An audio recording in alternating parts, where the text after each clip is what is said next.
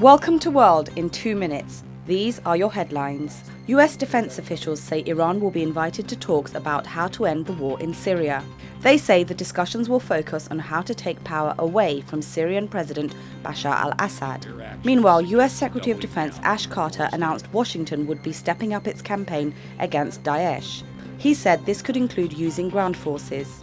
The White House says the US and Saudi Arabia have talked about increasing support to rebels fighting the Syrian government. The US, Turkey and several Arab states accuse Russia of helping the Syrian government in its fight against the rebels. Iran and Russia are Assad's strongest allies.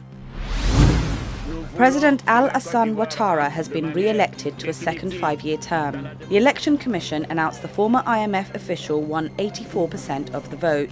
3 opposition candidates dropped out of the race shortly before the vote, saying it had been rigged. But most civil society organisations say the poll was free and fair, though one said voter turnout was slightly lower than the 54% the Commission reported. A civil war broke out after the country's 2010 election. 3,000 people died. Aid workers say thousands of people are homeless after a magnitude 7.5 earthquake hit Afghanistan on Monday. It killed at least 360 people in Pakistan and Afghanistan and injured about 2,000 others.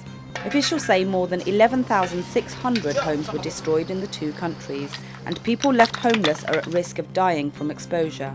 Many live in remote, mountainous areas. Investigators say a freak wave capsized a Canadian whale-watching boat. 5 people died and 1 remains missing after the Leviathan 2 vessel was hit near Vancouver Island on Monday. Officials say the boat was thrown off-centre after being hit on its right-hand side. Most of the 27 passengers were on the top deck of the left side. Thanks for watching TRTworld.com, Istanbul.